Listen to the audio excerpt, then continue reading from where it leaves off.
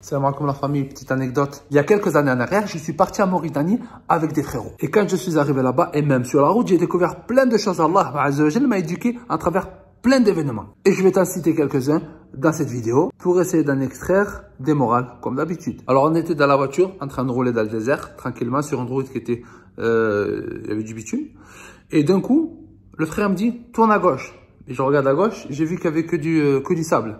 J'ai dit, en fait, il n'y a que du sable, c'est pour ça. Il m'a dit, ouais, en fait, on va aller dans une mahdara. Une mahdara, en gros, c'est un endroit retiré dans le désert où on y apprend le Coran, l'arabe et les sciences islamiques. Donc, du coup, il me dit, va à gauche et continue tout droit. T'inquiète, je connais, j'y suis venu plusieurs fois. Donc, le frère, mashallah, c'était un espagnol converti, Allah Ibarak.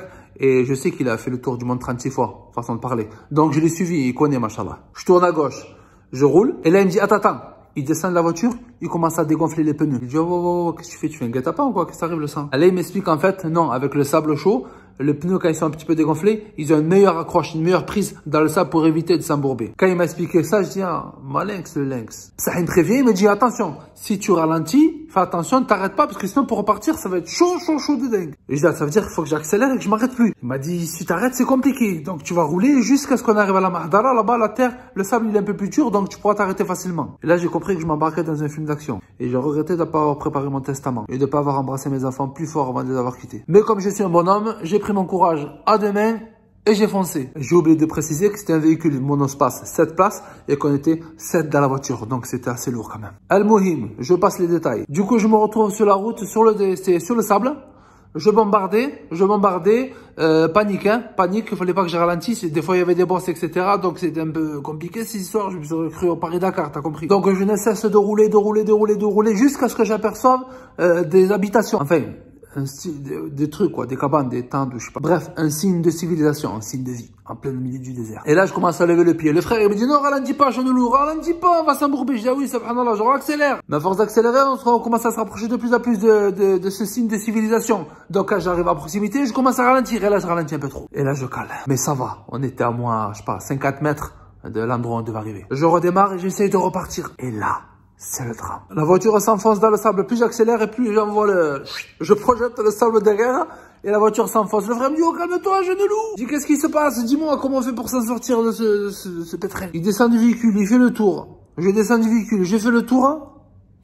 Plus de solution. À part pousser et creuser pour désembourber tout ça. De loin, des frères qui étaient dans ces habitations-là, de la Mahdara, ils nous voient. Qu'est-ce qu'ils font, machallah? Esprit de fraternité. Il vient de suite pour nous aider. Et là, machallah, il y en a un qui me marque parmi eux, Allah Ibarak, il avait les dents toutes blanches. C'est Mauritanie, ça, Allah Ibarak mat.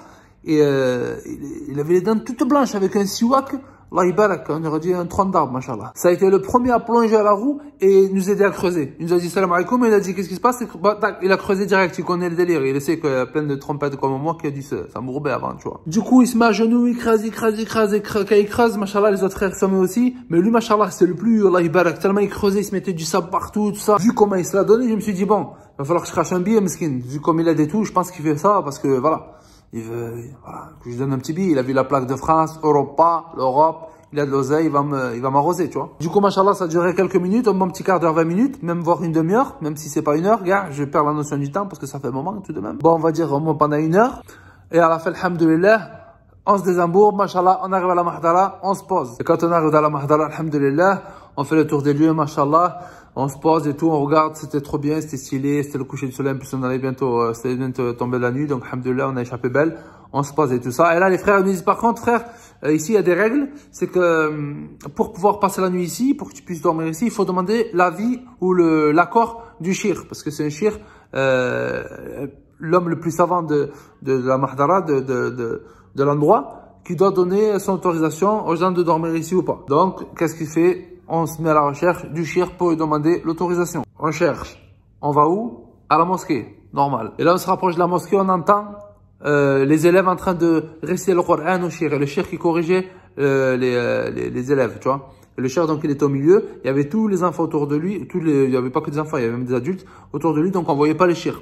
On l'entendait juste corriger, mashallah. Il faisait ça pendant longtemps. Du coup, on attend devant la mosquée pour pas les déranger. Et lorsqu'ils ont fini le cours, on les voit tous sortir, les élèves.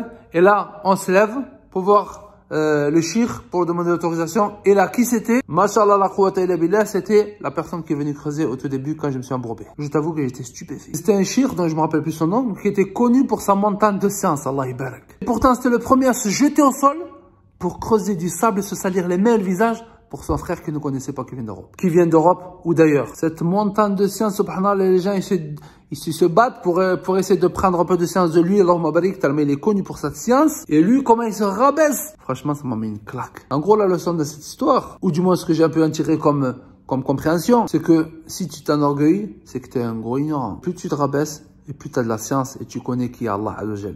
Plus tu as de la science, plus tu es modeste. Et moins tu as de la science, et plus tu es orgueilleux. La science, c'est comme le Nutella. Moins t'en as, et plus tu l'étales. Et quand tu vois certains qui ont 2-3 hadiths, 2-3 versets de Coran, et qu'à longueur de journée, ils t'appellent Ittaqillah, Ittaqillah. Non, mon frère, en fait, je ne peux pas Taqillah, ça va, alhamdoulilah. Ittaqillah, akhi, Ittaqillah, c'est haram, akhi, Ittaqillah, qu'est-ce que tu fais, Tranquille, ça, tranquille. Quand tu as de la science, tu es indulgent, tu as de la patience, tu as de l'empathie. Ne pas confondre connaissance et science. La connaissance devient de la science à partir du moment où tu mets en pratique cette connaissance. Sinon, si tu as de la connaissance et que tu ne mets pas en pratique, ce n'est pas de la science, c'est juste des informations que tu as accumulées. Alors nous ne faisons pas éblouir par ces gens qui ont beaucoup de connaissances ou beaucoup d'informations, mais avec un comportement qui donne envie de vomir le kebab que tu as mangé depuis 3 jours. Allah nous donne la sincérité, le bon comportement et la science utile. D'ailleurs, il y a une invocation que le prophète alayhi salatu sallam nous a enseignée, qui est la suivante. Allahumma inni a'udhu bika min al-ilm la yanfa'. Oh Allah, je recherche refuge auprès de toi contre la science qui ne m'est pas utile. Parce que cette connaissance peut se retourner contre toi yawm al-qiyamah. Elle sera un témoin